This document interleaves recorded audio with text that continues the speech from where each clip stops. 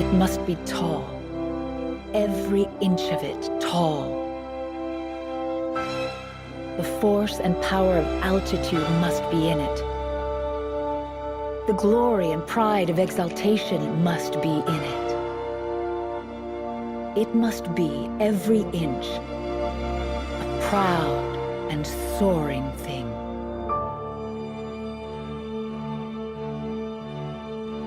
It was 1895 when the architect Louis Sullivan wrote these words to capture the essence of a new phenomenon taking shape in Chicago that would come to define the American city in the coming 20th century: the skyscraper.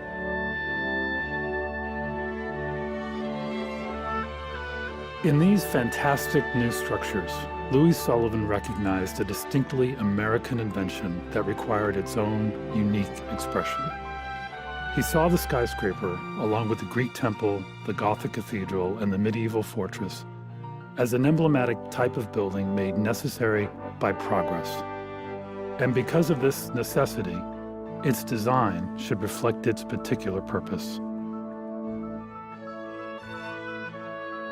He then linked that assertion to the laws of nature and composed perhaps the most famous phrase ever to come out of his profession. Whether it be the sweeping eagle in his flight, or the open apple blossom, the toiling workhorse, the branching oak, the drifting clouds, over all the coursing sun, form ever follows function, and this is the law. It is the pervading law of all things organic and inorganic, of all things physical and metaphysical, of the heart, of the soul.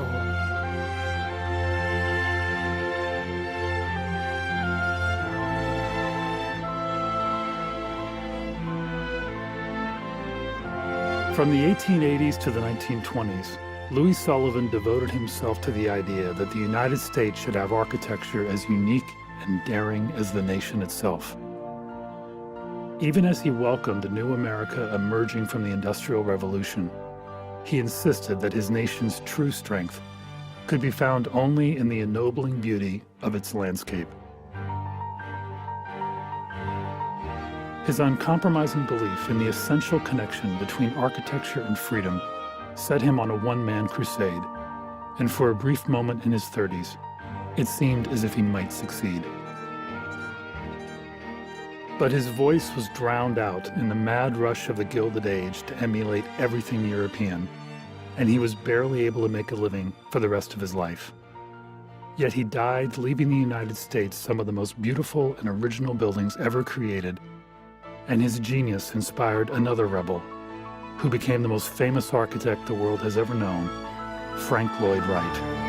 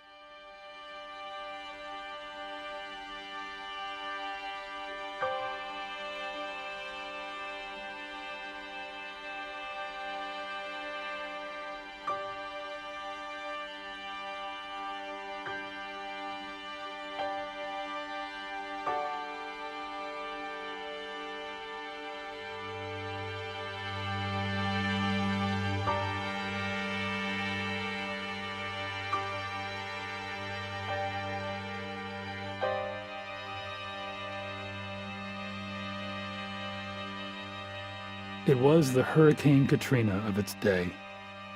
Over 3 nights, a raging fire had almost destroyed the most important city in the western United States. Tens of thousands of people were homeless. There was catastrophic property loss. But after the initial trauma passed, it became clear that the city was not going to disappear. Measured against the scale of destruction, there had been relatively few deaths. The rail lines that made Chicago the vital interchange of American commerce were intact. The lumber yards that made housing possible throughout the treeless prairies of the West were spared, as were the Union stockyards that sent dressed pork and beef all over the country and to Europe. It seemed all it would take to make a comeback would be the audacity that had created Chicago in the first place. American nationalism or patriotism is really just a grander form of what goes on in Chicago, which is, the greatest city in the world, the best, the biggest, the best. In less than 40 years, what had started out in the 1830s as a rough frontier boomtown had surpassed many older, larger, and richer cities as the wildly beating heart of the American economy. Chicago had this attitude about itself, I think, which was that it was the primary dynamic American city. New York was tired and old, Chicago was young and vigorous. Some other place might have been devastated by the fire, but Chicago seemed to say, okay, all right, this happened, now watch.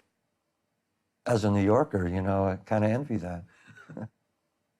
So, if anything, it seems to me the fire, which was so destructive, encouraged Chicago to show the world that it could be the phoenix rising from the ashes, and rebuild itself to be even greater than it had been prior to the fire.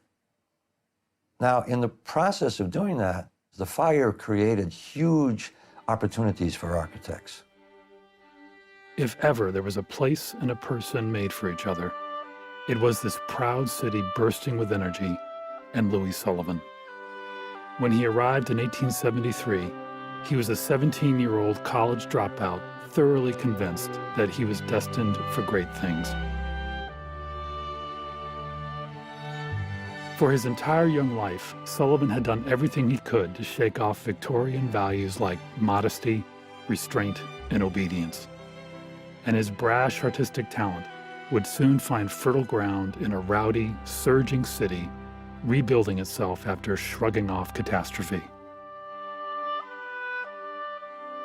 He had spent most of his childhood on his grandparents' farm north of Boston, where he would skip school as often as possible in order to roam the countryside alone, developing a deep, spiritual bond with nature that would form the foundation of his work and philosophy as an adult. But during his trips to Boston, he also became fascinated by the city's enormous stone buildings, the new engineering marvels made possible by steel, and the men who built them.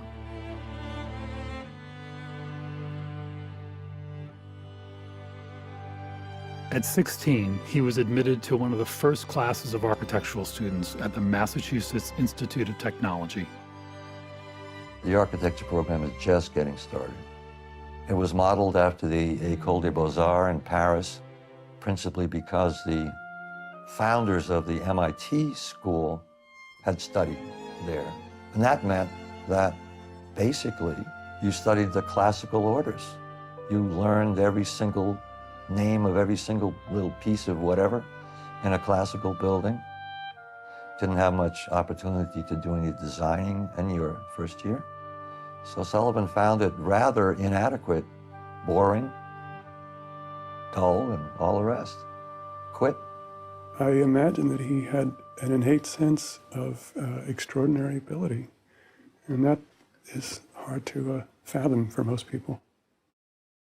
Like many young men of his generation, Sullivan realized that the real action was out west, and so he went to join his parents and brother in Chicago.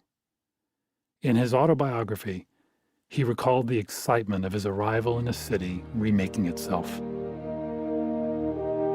The train neared the city. It broke into the city.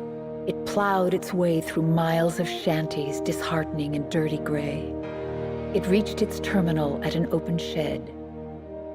Louis tramped the platform, stopped, looked toward the city, ruins around him, looked up at the sky, and as one alone, stamped his foot, raised his hand, and cried in full voice, "This is the place for me." He came at a propitious time in some ways, but a difficult time in other ways, because that was the beginning of the Great Depression of the 1870s. There was a bank panic and more or less a 4-year depression. This economic slump meant that even a city like Chicago couldn't move fast enough to satisfy Sullivan's ambitious adolescent agenda. He decided that, until better times returned, he had nothing to lose by giving education another try. Not in Chicago or Boston, but in the heart of European culture, Paris. Without knowing for sure what awaited him, Sullivan sailed for Europe and competed for admission in the École des Beaux-Arts, where his former teachers at MIT had studied. In 6 weeks, he turned his casual knowledge of French into fluency and passed the entrance examinations to become the only American out of 30 students admitted that year. While the École would give him a valuable credential and teach him how to develop ideas, Sullivan found the curriculum as boring and restrictive as MIT. Once again, he was being drilled in the classical forms of ancient Greece, Rome, and the Renaissance. He was already aware that he had a different vision for architecture, just as he had always had a different vision for his own life, set apart from those around him who followed tradition. It was during an excursion to Rome that he found the education he was looking for.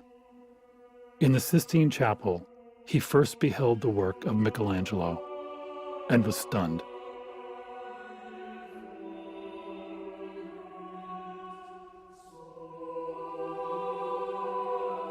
Here he communed in silence with a Superman.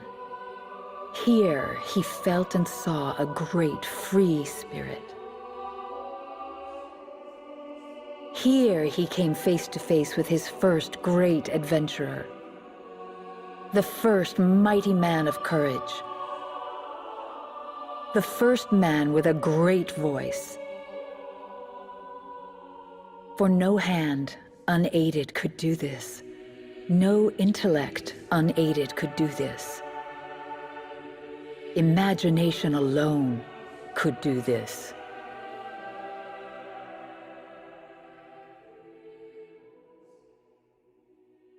After just a year in Europe, Sullivan left the École des Beaux-Arts and returned to Chicago. He worked as a freelance draftsman, anxiously searching for just the right firm where he could prove himself as a great architect. Dagmar Adler was understood by everybody in the profession to be one of the leading structural engineers and also maybe the best acoustical engineer in the United States. So Adler had made a reputation for music spaces, concert halls, other kinds of buildings as well. But Adler knew that he was not a great designer in terms of the aesthetics of buildings. Along comes Sullivan, match made in heaven. Sullivan was a great facade designer and ornamentalist. So the team really clicked. When Sullivan joined Adler's firm in 1880, architects and their clients were as concerned with a building's ornamentation as they were with its engineering. They wanted to decorate the box, and they used the ornament as a way to make more interesting silhouettes and more of a picturesque, kind of romantic view of what a building could be like. I think it also helped to create scale and to make it less scary to pedestrians. I mean, I think there's been a lot written about the Rube that came in from the rural areas, and they arrived in the city to see these massive buildings that were very overwhelming. And I think having the ornament on them made it much more approachable. In the Gilded Age, ornamentation was everywhere. Buildings were draped in graceful, intricate forms of carved or sculpted stone, patterned brick, fired clay, and pressed metal. Individuals building houses or a speculator building an office building for rental purposes wanted their building to have a certain appeal so that that building would attract customers, or in the case of private houses, show the taste, the connoisseurship of those who owned the buildings. So the ornament functions as a kind of signboard, almost an advertisement for the artistic sensibility of those who own the building, and as a certain market value. This building is more attractive than the one next door. Therefore, you should have your office here.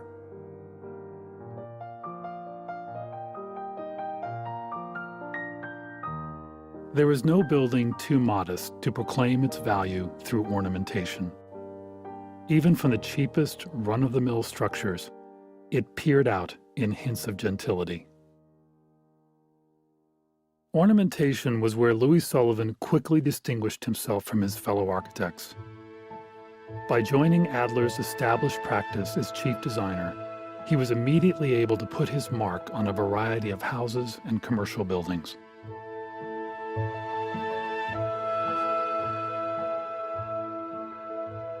Here, Sullivan's childhood bond with nature burst forth in vigorous, bold ornamentation that made it clear there was something very different about Dankmar Adler's new young designer.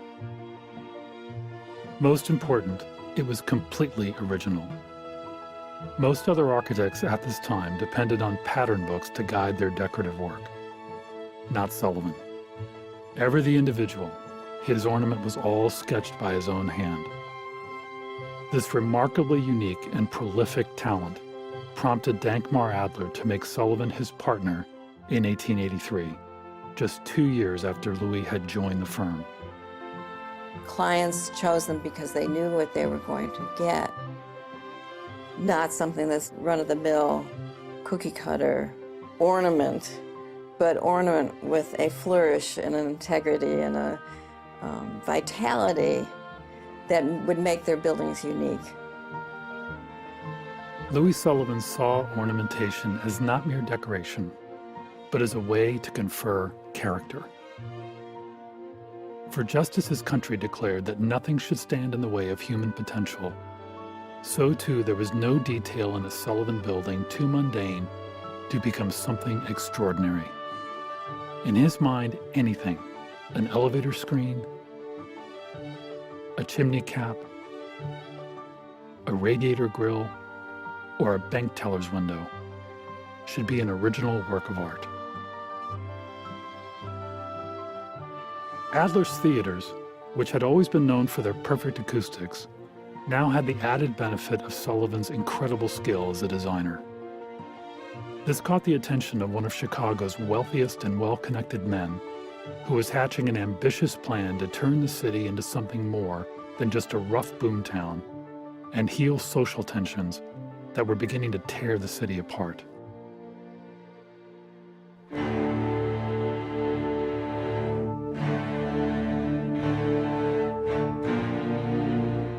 Beneath the Sears Tower, one of the world's most iconic skyscrapers, stands another tower that, in its day, was part of the most ambitious and celebrated building projects in the United States, known simply as the Auditorium. A first look makes it hard to imagine it as having any special purpose beyond simply being big. But in 1886, Chicago's richest and most powerful businessmen were investing huge amounts of money and hope that a grand opera house would help ease two of the city's most pressing problems. The first was simply a question of image. Even though Chicago's industrial might was creating the modern consumer economy and making the city incredibly rich, one thing its civic leaders couldn't buy was respectability. They began to be concerned that it wasn't being thought of for having any culture, that it was a city of stockyards and smokestacks. The second problem was more serious and more threatening to these men's position. An increasingly radicalized working class who had been left out of the scramble for riches. It's really right on the heels of the Civil War that industrialization occurs in the United States, and that changes everything. I mean, gone is the Jeffersonian ideal of the small farmer, the small businessman who is self-reliant. In comes hordes of people exploited in factories and basically have no say politically, economically, have very little control over their own lives. It is a situation which seems to destroy the American dream for a lot of people.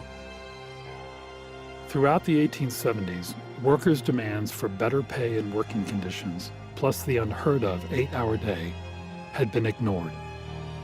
Strikes that shut down plants and rail yards had been met with contempt and violence from industrialists who controlled city government and the press.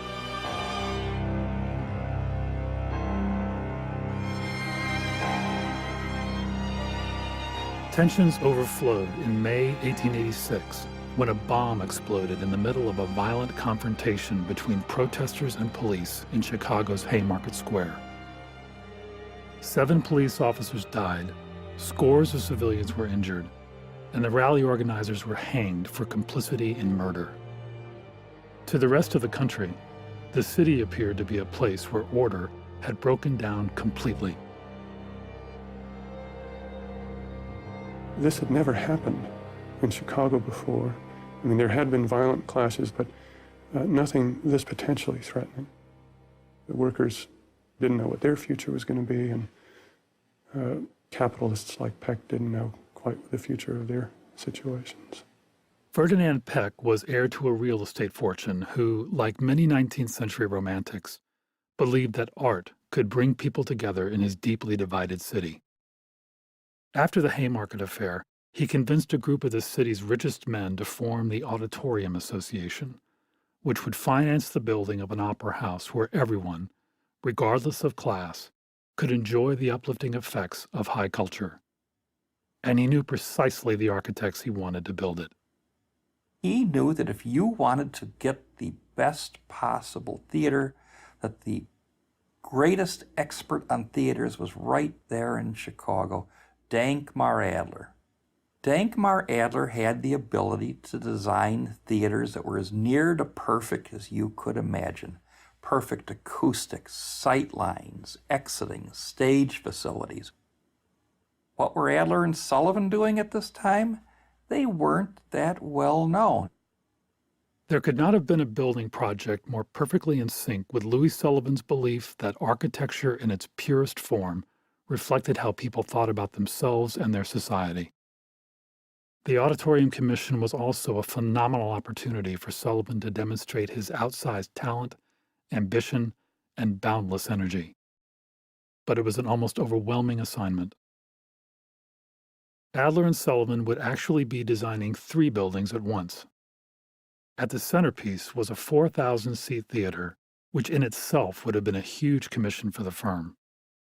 But there was also a 400-room hotel and an 11-story office block, each presenting its own set of design challenges. A few blocks away, another building was taking shape that would exert considerable influence on Louis Sullivan's auditorium design. Its designer was H. Richardson, one of the Boston architects whose massive stone buildings had so impressed Sullivan as a boy. In the Marshallfield wholesale store, Richardson had done something radical for his time by stripping away applied decoration almost entirely from a major building. He intended the rough stone facade, massive and textural, as its own ornamentation, symbolizing strength, permanence, and utility. Inspired by such a bold break with convention, Sullivan conceived a design that was both a tribute to Richardson and an expression of his own desire to break with tradition. It wasn't simply a building. It was a civic monument. And its simplicity had achieved the auditorium's director's vision of a democratic opera house. There had never been such a large, privately funded construction project in the United States. Even as Sullivan was confronted with an unprecedented design program, Dankmar Adler was challenged like never before in creating a foundation that would support such a mammoth structure on Chicago's famously spongy lakeside soil. Just the digging of this foundation was worthy of expensive photographic reproduction for the Midwest's leading architectural journal in the summer of 1887. In that same issue, there was a drawing of a house designed by the noted Chicago architect Joseph Silsby. It was rendered by one of his stable of draftsmen, a 19-year-old from Wisconsin named Frank Lloyd Wright.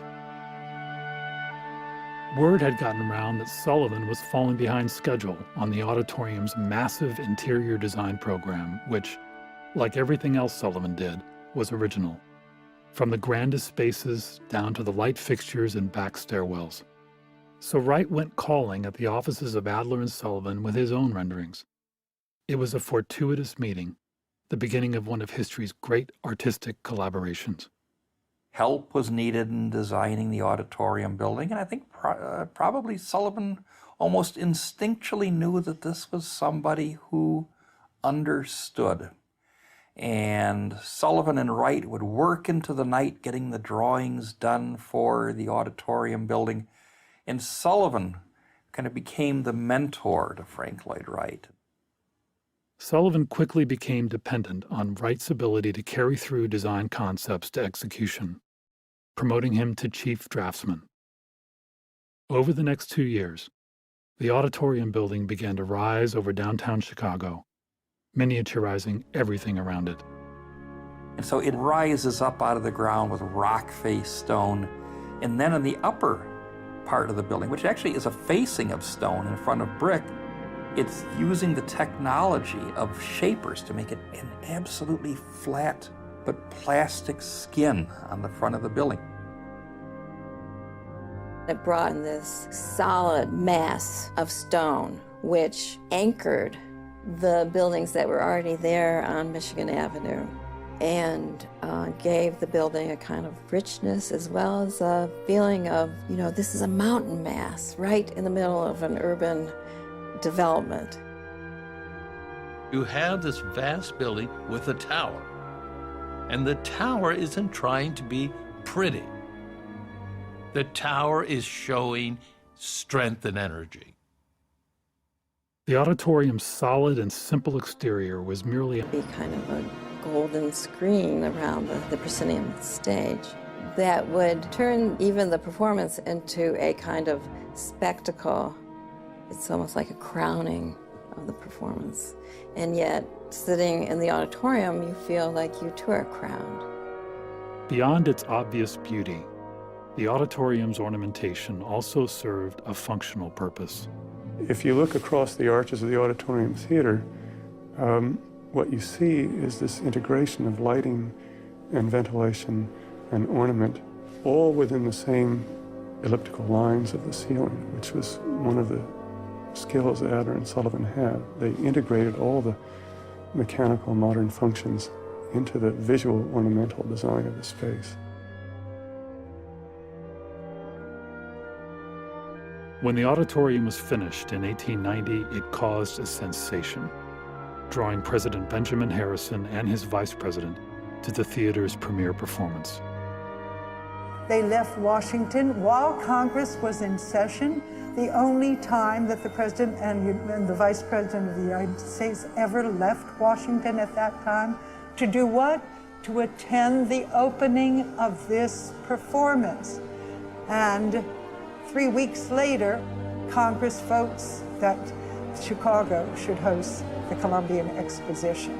So the auditorium building is, it marks the moment that Sullivan really fit exactly with the zeitgeist. It would never work quite as well again.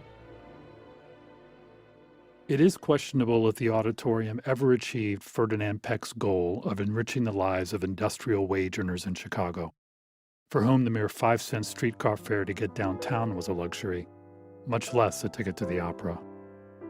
Inevitably, it became what all opera houses were at the time, a place for people with money to enjoy high culture. But it did give all Chicagoans a building the likes of which would never be seen anywhere else. The auditorium's unprecedented decorative program and the director's willingness to pay for it had allowed Sullivan to be as bold and expansive as Michelangelo, whose work had inspired the young architect 15 years earlier. At 33, Sullivan could have been forgiven for looking at the completed auditorium building as his own Sistine Chapel. When Adler and Sullivan moved into new offices on the 16th floor of the auditorium tower, they were literally on top of the world. But they would not stay there long.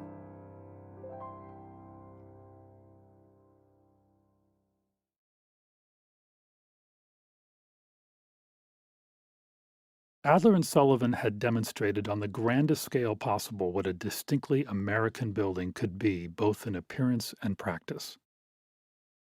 One aspect of the auditorium of particular importance to Louis Sullivan was showing what was possible when an architect freed himself from established historical styles.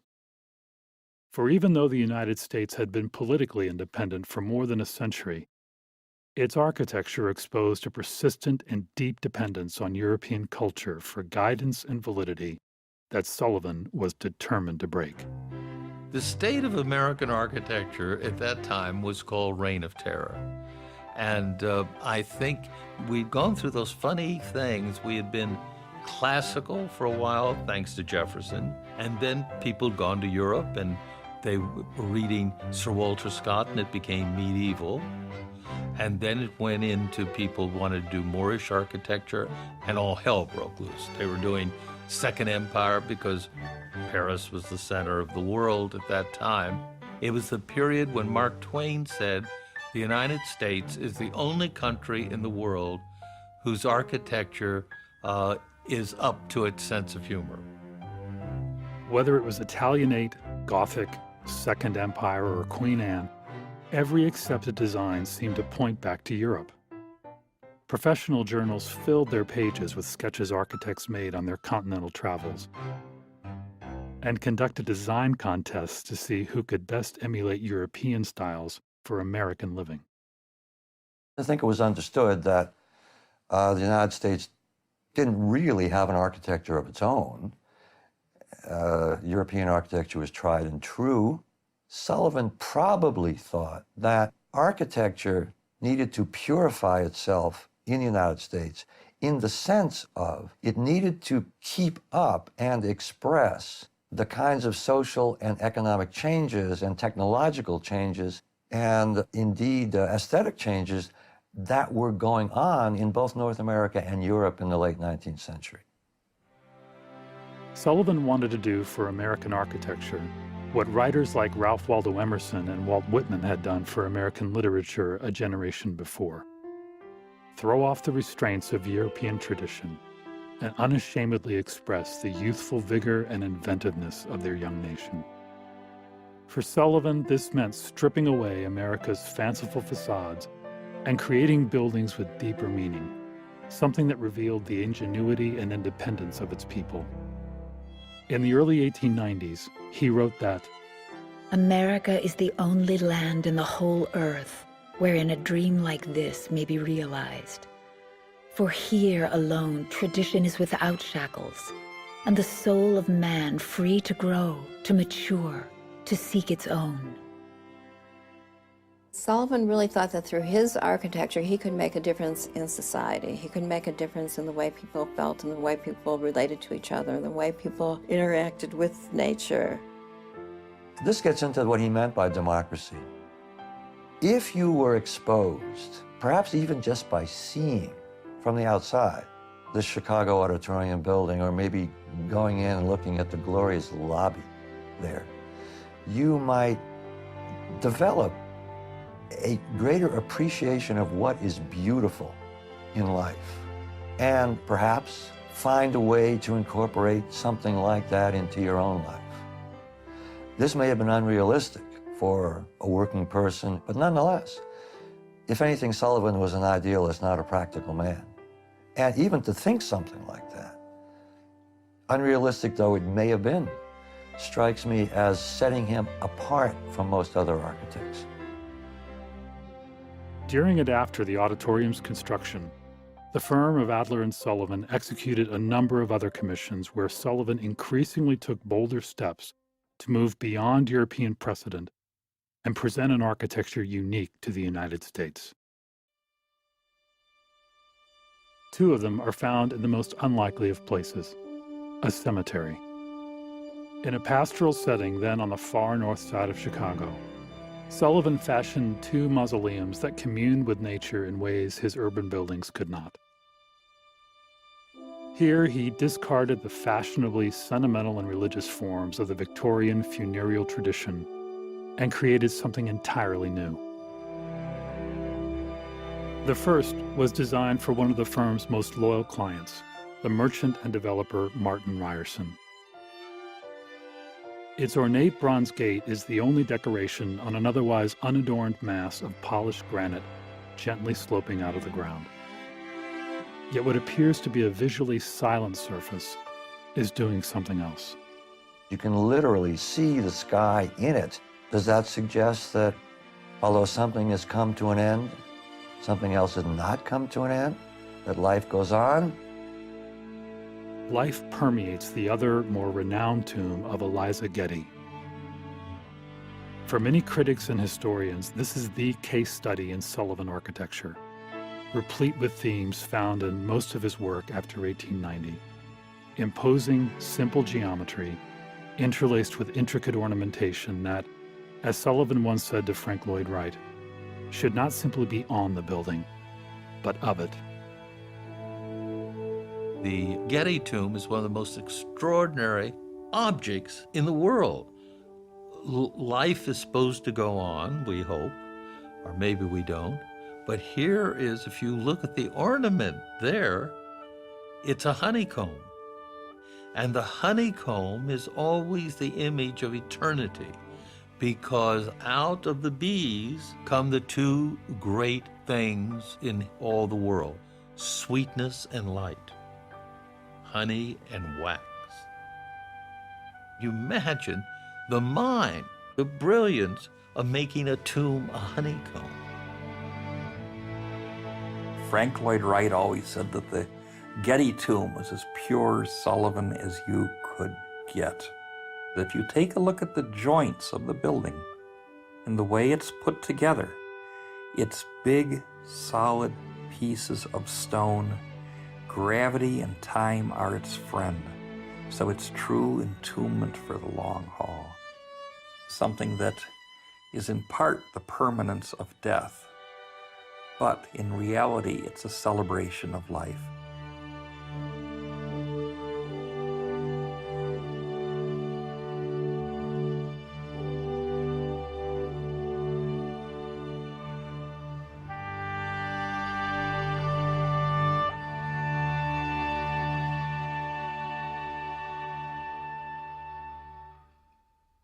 Another dramatic break with European influence took shape in Chicago's newly fashionable Gold Coast, on the north side of town, just steps away from Lake Michigan.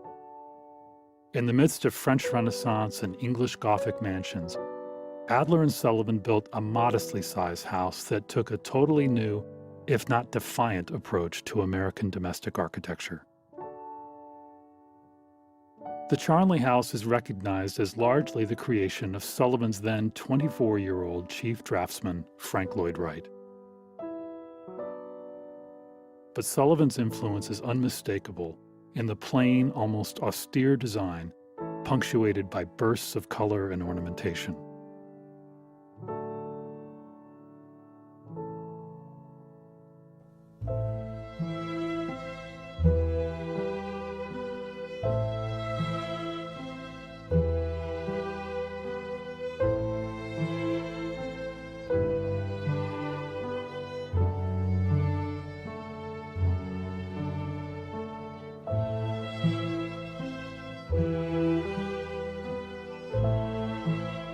Wright, he was, as he described it, astonished by Sullivan's graphic skill and skill as a designer. And he also was very attracted to Sullivan's ideology, and they were both committed to an American modern architecture. Sullivan was so important to Wright because it made Wright feel that he could really push the edges of architecture because here was someone else doing it. I think Wright and Sullivan had a very special relationship. I think it got beyond a professional relationship. Sullivan never had children, and I think he saw Wright as the son he never had. Wright's father and mother divorced when he was quite young, so Sullivan, this was a surrogate father. As chief draftsman, Wright had his own office right next door to whom he later called Liebermeister, the beloved master. In 1889, 2 years after Wright joined the firm, he married and moved to suburban Oak Park. Whether motivated by generosity or control, Sullivan agreed to hold the mortgage on a lot and house that the young Wright designed for his growing family. This arrangement, which allowed Wright to build a showcase that caught the attention of other suburbanites, would ultimately lead to trouble between the two men. But for the next 4 years, Wright would stay at Adler & Sullivan as the firm embarked on a course of commissions which would play a major role in changing the landscape of the American city.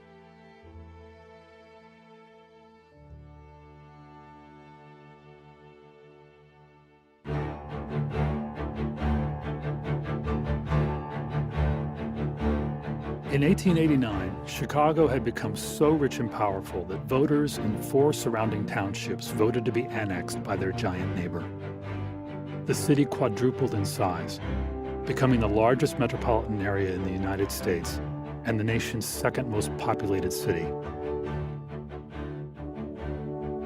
This growth made Chicago's downtown an even more crowded and intense environment. Squeezed into an area of roughly 100 blocks, bounded on 3 sides by water and to the south by rail yards, real estate literally went through the roof. For builders seeking to make a profit on expensive land, there was nowhere to go but up. But in the late 1880s, no one was quite sure what these new tall buildings should look like. Most of them were either a series of one-story buildings stacked on top of one another, or immense exaggerations of familiar grand hotels and mansions. They were denying that buildings were tall. Architects were denying that the chief characteristic of the tall office building, as Sullivan said, is that it's tall.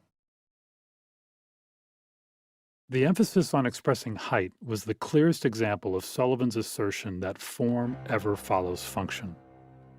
He first demonstrated this not in Chicago, but in St. Louis, where an upstart speculator named Ellis Wainwright hired Adler & Sullivan to build him a 10-story office building.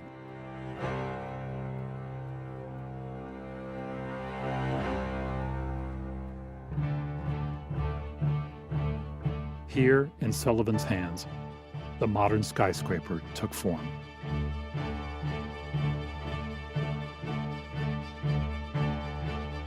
To meet his own standard of making such a building look tall, he began by looking at it the same way that designers had been treating a building form used since antiquity, the column.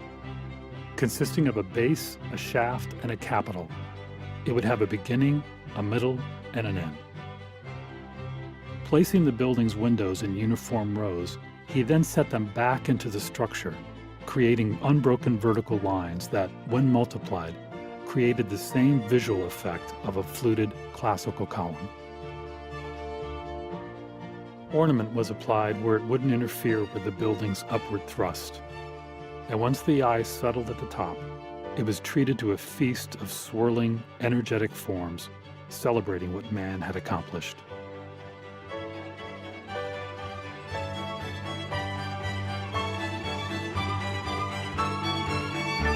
But even here, among the tangle of new technology and the chaos of the street, Sullivan made sure that people would be reminded of the greater force, nature.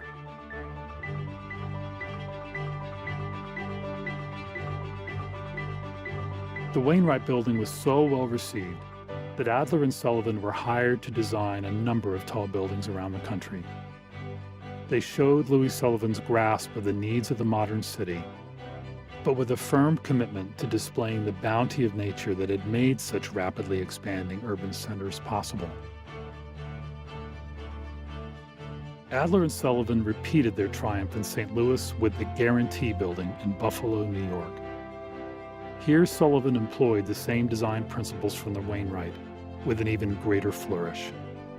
He took a newly developed building material called terracotta, affixed directly to the structure's steel frame, and turned this functional element into a symphony of ornament. Terracotta is the fireproofing that you need to put on the building to protect the steel from a fire. And if you don't ornament the terracotta, you'll see lots and lots of joints. You don't see those joints on the Guarantee exterior because you see the ornament.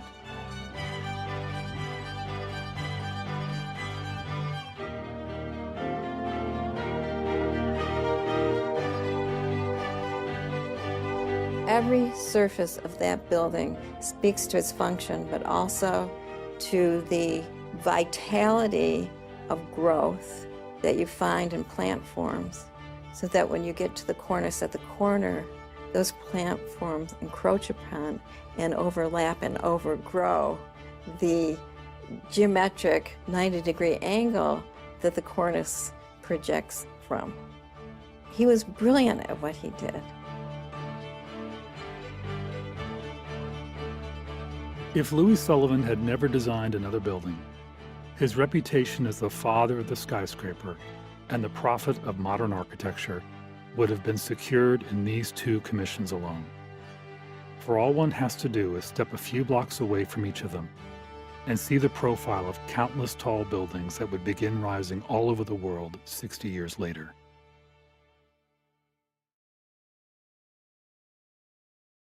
Ironically, Adler and Sullivan built just two skyscrapers in Chicago, the Schiller Theater and the Chicago Stock Exchange. They were masterpieces of Sullivan design inside and out. Neither of them survived the 20th century, but before the Stock Exchange was torn down in 1972, its crown jewel, the Trading Room, was disassembled and recreated in the Art Institute of Chicago.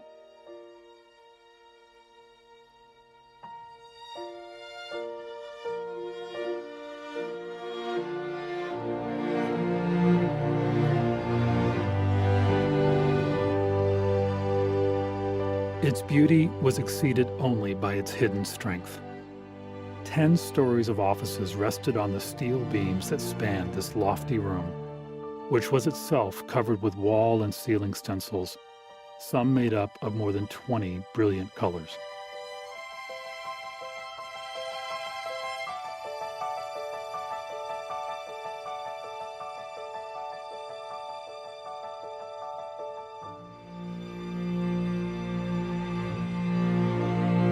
It was as if Sullivan had created a garden that floated above the heads of shouting stockbrokers. The building's arched entrance was also saved and stands outside the museum as a monument to a period when beauty extended even to the most cutthroat of professions. The Schiller Theater and the Stock Exchange were emblematic of what was already being called the Chicago School of Architecture. Firms all over the city were observing and learning from each other, using steel frame construction to reach ever greater heights while admitting more and more natural light. One of these firms was led by two men who were, between them, as ambitious and creative as Louis Sullivan, Daniel Burnham and John Root. Theirs had been one of the more established and well-connected firms passed over to build the Chicago Auditorium. So while Adler and Sullivan were making splashes with their monumental opera house and unique high-rises, Burnham and Root were building their own landmarks in the same neighborhood.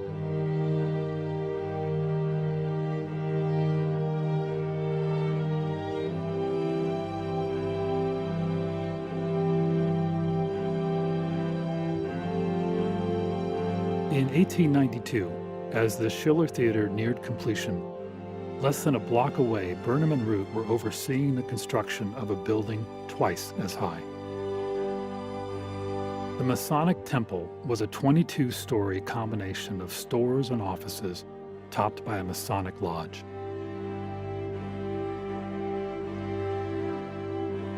A year earlier, Sullivan himself had designed his own speculative office building for a fraternal order called the Odd Fellows Temple, to be built in Chicago.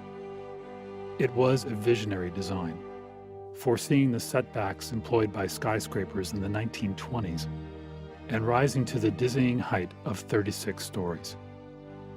But it was never built. The contrast between the realization of Burnham and Root's Masonic Temple and Sullivan's own abandoned design was an indication of things to come.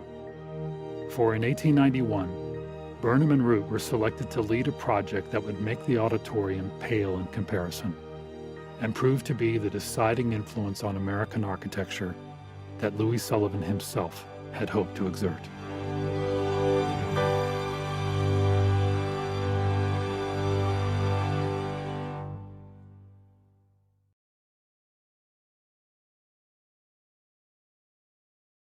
Chicago always had an image problem. Chicago was always trying to show the world that it had arrived as a city to respect, a city of culture, a city of achievement. And the auditorium was an early manifestation of the people of Chicago pulling together to show, look, we have arrived. And the greatest opportunity was to host the World's Columbian Exposition of 1893.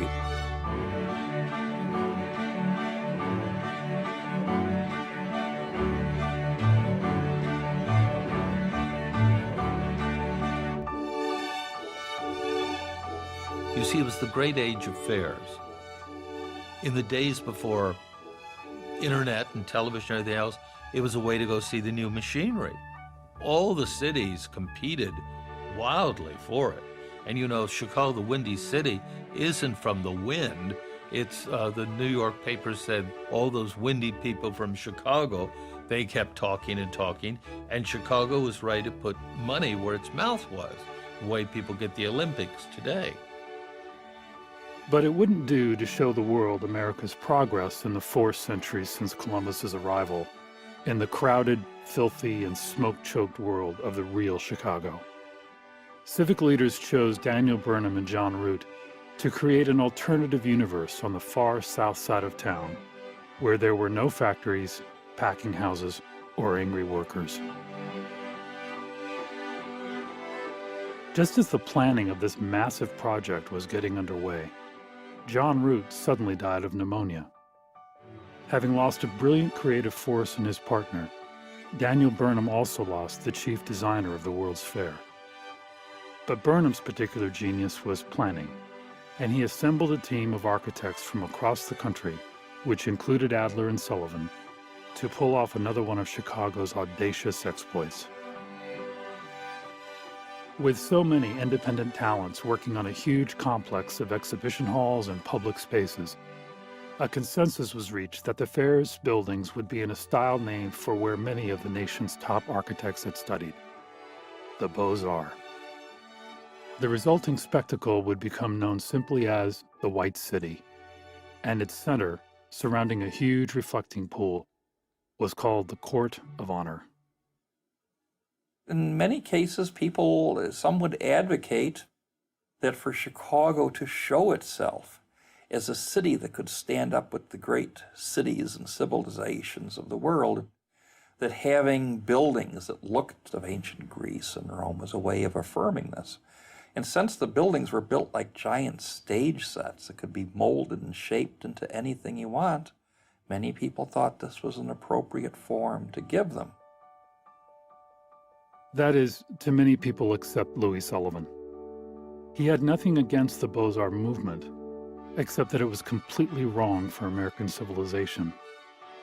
To him, it showed his colleagues' inability to express the uniqueness of their society through architecture.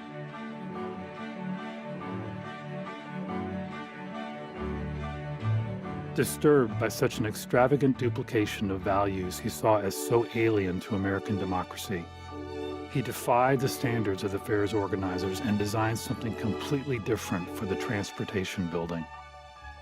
A colonnade of arches bursting with color and exuberant ornamentation without a trace of classical design.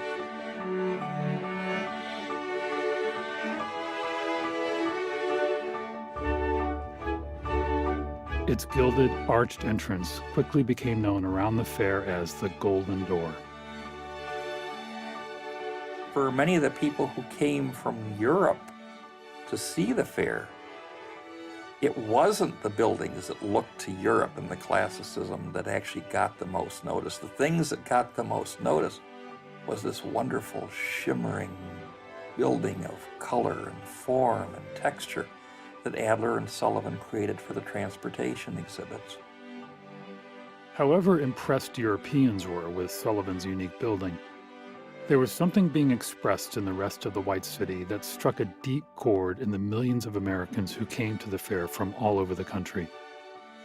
To a nation uncertain about the meaning of freedom and democracy to former slaves, Indians, suspect immigrants, and labor activists, and with the Civil War still very much alive in its memory, these fantastic recreations of imperial Rome implied stability, order, and authority. And within 5 years of the fair, victory in the Spanish-American War brought the United States its first overseas possessions and the status of a world power. In such an atmosphere, the exuberant, delicate, and playful spontaneity of Sullivan's transportation building may have charmed, but it was out of step with the times. The Court of Honor didn't only influence architects, but influenced civic leaders, speculators, building speculators, real estate speculators, who wanted to bring order and harmony, as well as the prestige of an advanced kind of cultural image to their cities or towns. Near the end of his life, Louis Sullivan looked back on the fair with particular bitterness, having seen his hope for a truly American architecture vanish in the public's ecstatic embrace of Beaux-Arts design. These crowds were astonished. They went away, returning to their homes, each one carrying in the soul a shadow of the white cloud, each one permeated with the most subtle and slow acting of poisons. Thus, architecture died in the land of the free and the home of the brave. In a land declaring its democracy, its inventiveness, its resourcefulness, enterprise, and progress. Thus did the virus of a culture, snobbish and alien to the land, perform its work of disintegration. Within a year of the fair's closing in 1893, most of the temporary buildings that made up the fantasy of the White City had burned to the ground. But their brief and explosive appearance had sunk deep into the American consciousness. Just 3 years after the auditorium had captivated the public, Louis Sullivan's aesthetic was suddenly out of fashion. Daniel Burnham's triumph would mark the beginning of Louis Sullivan's professional demise. And the World's Fair was just the beginning of Sullivan's troubles. As the fair was winding down, a bank panic threw the United States into another depression, this one far worse than the one that greeted Sullivan when he came to Chicago as a teenager. Commercial construction in Chicago fell by half from 1892 to 1893, and Adler and Sullivan suffered a precipitous drop in their commissions. Additionally, Sullivan lost his most valuable employee, Frank Lloyd Wright. With a growing family to support, Frank Lloyd Wright had begun to supplement his income by designing homes in Oak Park on his own. When Sullivan found out about these bootlegged houses, the story goes that he was furious and fired Wright on the spot. It would be 14 years before Wright and Sullivan had anything to do with one another again. I think the real story about the breakup could be compared to the dynamic of a parent and a child. It just got to the point, because of Wright's own maturing confidence in himself and not being able to take Sullivan's orders like the obedient young servant, that the two of them just couldn't stand each other anymore.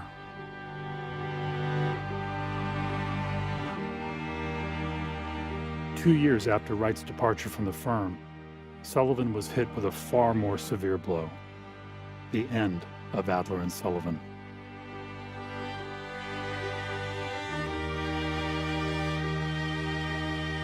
It was Dagmar Adler that decided to leave architecture and break up the firm. Adler was married, had children, and got a great job offer, which was working for the Crane Elevator Company at the extraordinary salary of $25,000 a year in 1895. This was in the depth of the Depression. And I think Adler just felt he had to do this for the well-being of his family, so ended the firm. Sullivan was hugely upset by this, probably ended their relationship, I think, except for minor contacts later, and was forced to go it on his own.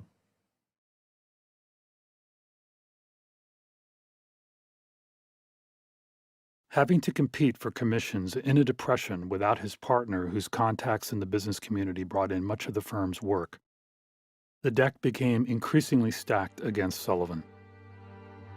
Unlike Daniel Burnham, who approached architecture from a businessman's perspective, Louis Sullivan's insistence on artistic purity put him at odds with financiers who looked at commercial buildings as primarily ways to make money. Now, it's all right when there's a boom going on. People are willing to risk things like the auditorium building, but when there's hard times, it's another thing entirely. If you really look at the story of Adler and Sullivan, they always were somewhat the outsiders, and their jobs came from very specific sources. The old Schiller building, later the Garrick, came because of Dagmar Adler and theater design. Chicago Stock Exchange came because it was the same client from the auditorium building, so it was a return customer. But they still were somewhat the outsiders. They weren't the first choice of the big money LaSalle Street people who were investing in real estate. In a fraction of the time it had taken for Sullivan to build his career since 1880, it was quickly falling apart. In 1900, he was 44 and abruptly married for the first time a woman half his age, Margaret Haddabaugh. This hasty marriage was doomed to end in divorce 9 years later. The couple never had children, and there are no surviving photographs of the two together, no letters between them or personal diaries to shed any light on their relationship. Despite the collapse of his firm, Louis Sullivan would not compromise his commitment to authentic American architecture. As an artist, he continued to thrive, pouring all his creative energy into the few commissions that remained for him. He openly scorned the profession's embrace of the Beaux-Arts when he spoke to a group of young architects in 1900. We live under a form of government called democracy. And we, the people of the United States of America, constitute the most colossal instance known in history of a people seeking to verify the fundamental truth that self-government is nature's law for man. And so comes about the incongruous spectacle of the infant democracy taking its mental nourishment at the withered breast of despotism. He wouldn't do something popular to make money. He had to do what he had to do. That is very rare in architecture. You have a set of beliefs and opinions having to do with your work, your own work, which you understand to be not just about architecture, but about society, and you stick to those opinions, come hell or high water. 99 out of 100 architects would shift into something that they could sell. Sullivan wouldn't do it. Maybe common sense would tell you that he should have done it, but he didn't, and I have to respect him for that. What Sullivan lacked in paying clients, he made up for in professional stature among his colleagues. Other architects knew what he was trying to do, and the compromises they were making to keep their firms in business.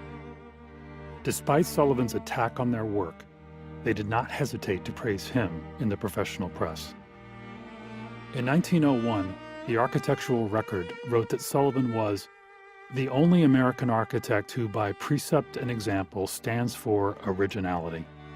Not eccentricity, but invention wedded to reason. A prophet, not without honor, save in his own country. The little work he did have became even more energetic, unrestrained, and experimental during what would prove to be the most difficult period in his life. In 1904, Sullivan completed his last major commission in Chicago, the Schlesinger and Mayer department store. On one of the finest corner locations of State Street, Sullivan created what many historians and critics recognize as an early predictor of 20th century modernism. 2 blocks north on State Street, Daniel Burnham was designing a new store for Marshall Fields. With its neoclassical design, it could have passed for an office building, bank, or government center. There was no mistaking Sullivan's design for the Schlesinger and Mayer store as anything but a place celebrating bounty, display, and consumption. It was meant to be an open invitation to the thousands of people who walked by every day, especially to a new type of shopper, the unescorted woman with money in her purse. Sullivan designed a circular entrance opening onto one of the busiest intersections in the city, visible and accessible from multiple vantage points. The first 2 floors were one giant display case of plate glass, framed by cast iron ornamentation that seemed to be growing out of control, like eager vines in a garden. They were appealing primarily, although not exclusively, to women shoppers. And therefore, there were annual cycles of fashion which corresponded to the seasons. And therefore, the ornament, Sullivan style, had a strong botanical, naturalistic association. This theme was repeated throughout the building, as it had in all of Sullivan's work for 20 years. Perhaps most middle-class Victorian shoppers saw these stunning displays of craftsmanship as merely indicators of luxury. But as industry and technology drew more and more people away from the countryside into cities, Sullivan had made a profound statement. This artificial cycle of consumption that retailers used to draw customers back to their stores throughout the year was made possible by the greater, untamable force of nature. The upper floors, clad with pale terracotta, had a simple, repetitive window pattern that gave the store in places the look of a building 20 years ahead of its time. In this building, later known as the Carson Pirie Scott store, Sullivan had literally built a bridge between 2 centuries.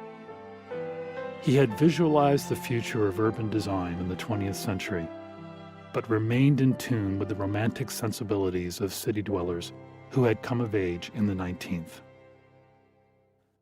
But this visionary department store did nothing to revive Sullivan's career in Chicago. Its lavish design may have contributed to his clients' unsustainable debt, and Schlesinger and Mayer had to sell their interest in the store even before the last bit of ornament went up on State Street. Sullivan's own debts were piling up, and he was finding it impossible to get work. He lost his beloved seaside retreat in Ocean Springs, Mississippi, which he had bought just after the completion of the auditorium. Then, already living with his wife in a series of hotels, he was forced to sell all his personal possessions in a public auction. The auction itself, according to Sullivan's own words, was a slaughter, and didn't realize the money that he actually wanted to. So he not only lost all the beautiful artworks in the library, which he treasured so much, but even kind of the financial benefit he had hoped to gain didn't even happen. So it must have been just absolutely devastating.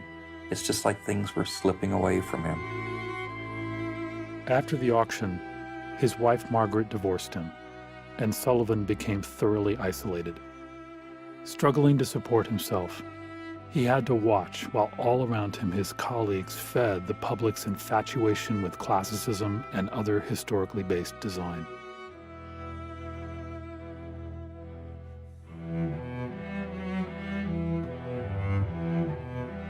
Daniel Burnham, having created landmarks in downtown areas across the country, had moved beyond individual buildings to designing entire cities. Sullivan, unable to advance his ideas through building, turned to writing more letters and essays in which he attacked his colleagues and their clients with greater vehemence. As a people thinks concerning architecture, so it thinks concerning everything else. This architecture shows, oh so plainly, the decline of democracy and a rank new growth of feudalism, sure sign of a people in peril. This architecture has no serenity, sure sign of a people out of balance. This architecture shows no love of nature. You despise nature. In it is no joy of living. You know not what the fullness of life signifies. You are unhappy, fevered, and perturbed. In these buildings, the dollar is vulgarly exalted, and the dollar you place above man. And yet, it was a group of bankers who gave Sullivan a chance to work again.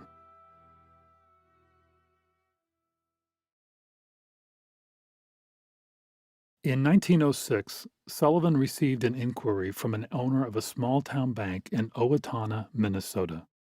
Carl Bennett was a progressive, attracted to Sullivan's ideas about architecture and democracy.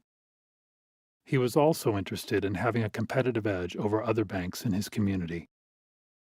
Sullivan, desperate for work and income, came down from his tower and took the train to Minnesota. Sullivan was a rather pathetic figure by then. He was tamed.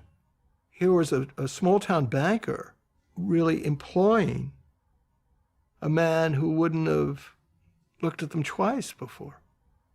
The ordinary way of building a bank at that time was to do it in Neo-Greek, Neo-Roman form, so the citadel.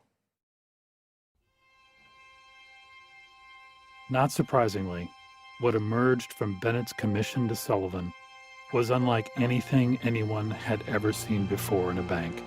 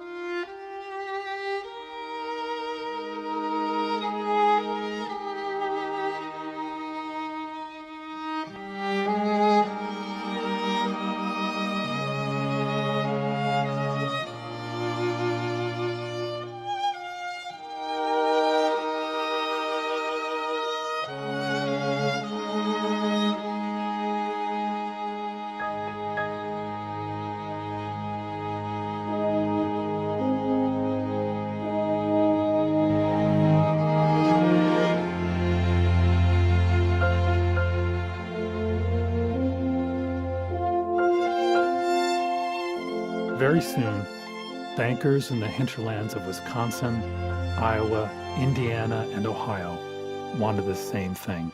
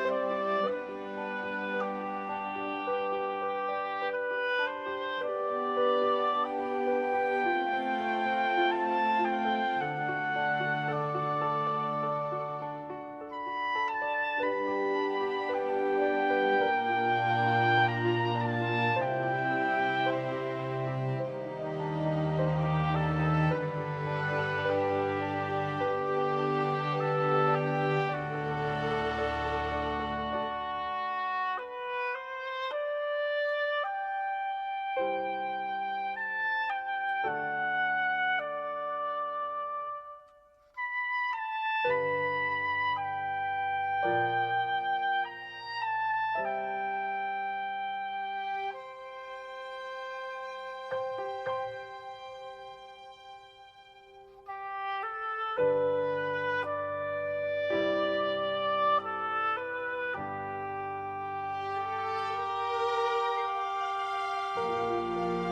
average working person was being welcomed in banks which were not intended to overpower you or make you look small or insignificant, but rather to suggest to you that this is your bank, your neighborhood, your town, you're welcome here. These towns were places that depended on the agricultural community. And they wanted to present themselves as part of this popular, everyman kind of society. You know, every man is equal, democracy. And symbolically, this was important to give them a place that resembled the everyday environment and glorified it and idealized nature. And when these buildings were completed, the people of the towns called them the jewel boxes because they really, even today, stand out among all the other commercial and even civic buildings that surround them.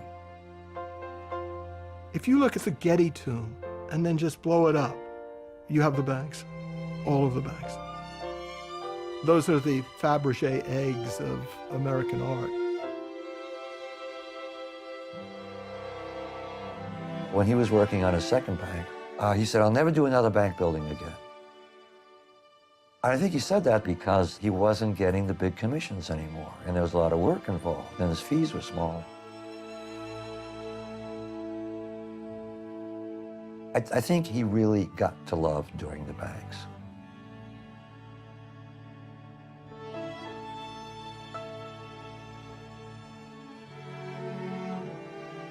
He probably felt that he could indicate that the pulse of democracy was still alive and well. Sullivan also took the liberty of attaching his name to his later banks, as if he was signing a painting or a piece of sculpture.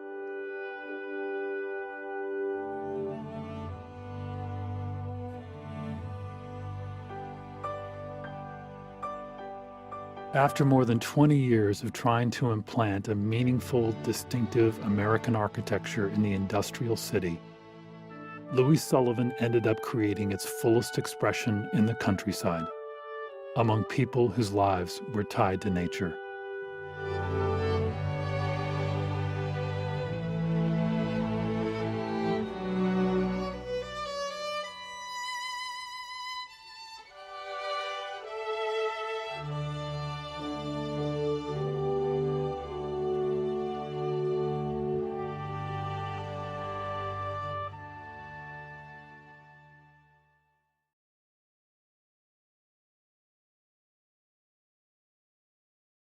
Between 1906 and 1920, Sullivan averaged one building project a year, the vast majority of them being these small-town banks. It was not nearly enough to live on.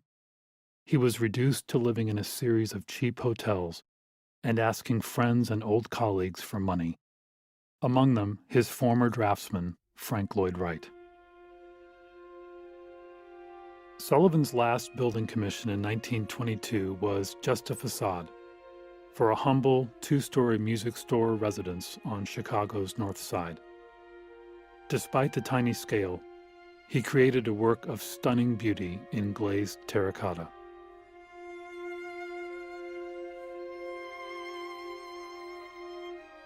However obscure and undesirable Sullivan had become to those awarding commissions, his colleagues still admired and respected him, even after bearing the brunt of his blistering criticism. He had a number of supporters toward the end of his life. I think that they probably didn't quite know what to do for him beyond basic charitable help. They couldn't easily reintroduce him to clients or to a high volume of professional activity. And they probably thought he was a little weird and eccentric, because he was, but he accomplished something that none of the others had.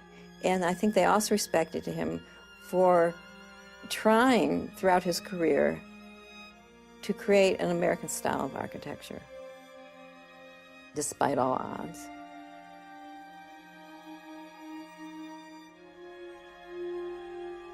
In 1922, the artist who had proudly sat for handsome portraits throughout his life was now an old man, beset with heart and kidney problems.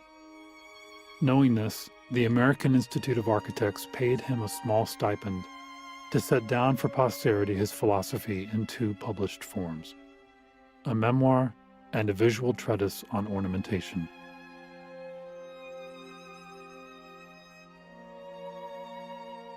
At 66, still mentally as vigorous as ever, he set about writing his memoirs in the rooms of the Cliff Dwellers, a writers and artists club housed on the top floor of Daniel Burnham's Orchestra Hall on Michigan Avenue. Typically, this autobiography was no conventional life story. He wrote about himself in the third person and called it an autobiography of an idea. It's not about him as an architect, it's about his maturing as a human being, self-awareness, learning what kind of mind he had. On page after page, he went into the greatest detail on how his boyhood bond with nature became the foundation of his artistic life. His arrival in Chicago, his education in Paris, and the moment of his ecstatic inspiration in the Sistine Chapel. The book ends in 1893. In it, there is no mention of Frank Lloyd Wright or his wife, Margaret. Sullivan then finally put out on paper the process by which, over 40 years, his incomparable ornamentation had been created. It was a series of 20 meticulously hand-drawn studies called A System of Architectural Ornament.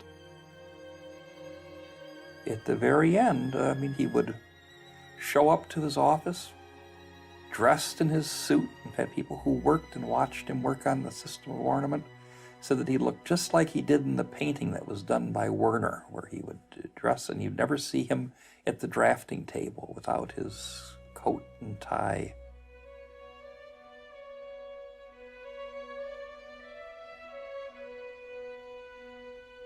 It begins by demonstrating, through a series of steps, how a square develops into a complex series of interlaced elements that grow out of each other. But what may appear to be decorative instruction is, in fact, something else. It wasn't about, here is how you do ornament. It is, this is how you think, this is how you create. This is an inspiration for you to bring something out of you. It wasn't about architecture anymore, but the nature of creativity itself. In a borrowed office, Sullivan would work for months on a single drawing. Decades of frustration, isolation, and hardship had done nothing to diminish his delight in expressing his extraordinary combination of discipline, skill, and a joyful stream of consciousness.